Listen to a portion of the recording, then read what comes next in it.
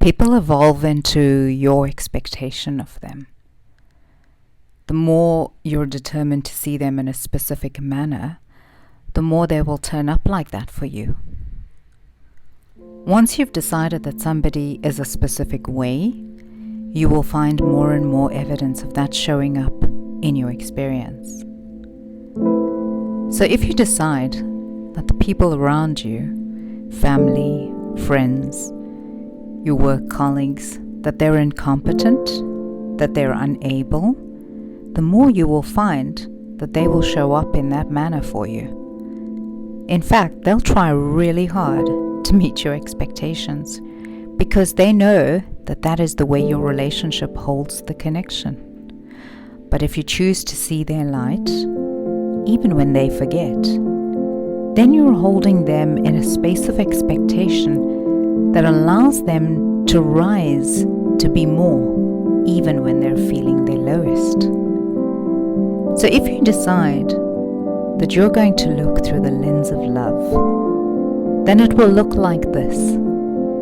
It will look like looking at your children and knowing that they have every possibility of succeeding, of having discernment, making the right decisions, choosing the right friends, and being competent enough. You're looking at them with the eyes of knowing that all is possible and that you don't need to be the savior in their lives, that they have an internal wisdom, an internal compass that will lead them to their best life. You're looking and you're acknowledging their inner brilliance. If you're looking at your family, if you're looking at your husband, knowing that he's all capable of meeting whatever your family has set as a vision for themselves, if you're seeing him in his brilliance, in his competence, in his abilities, and you're reminding him of his light, then within that field of potentiality, he will rise to meet those expectations. But if you're reminding him that he's not really good enough, that he doesn't have what it takes, that he's forgetful, all those things will show up as evidence too. If you're looking at your employers and all you see is that they're unfair, or that they have a hierarchy of preferabilities and people, and that you're always sitting on the lower end of that, then that too will become your experience. If you're expecting them to not give you that raise, then that will be your experience.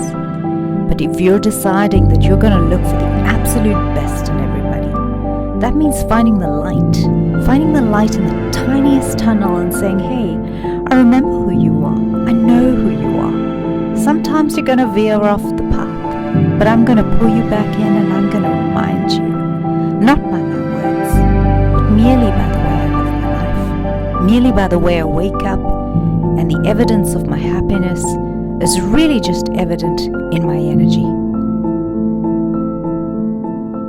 When you look at me, you're going to remember who you are, because those are the lens that I'm viewing you through too.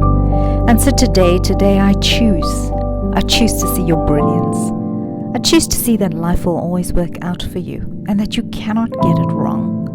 I choose to see that you are wise, that you are discerning, that you're capable, that you're brave, that you're courageous, that you're all-knowing, because I know that you are held in the palms of a higher wisdom, wiser than myself, smarter than my ego.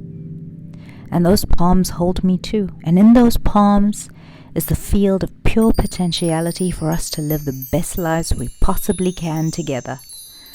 So here I am today, witnessing your life. And I will be your light when you forget. Because that is what love should feel like.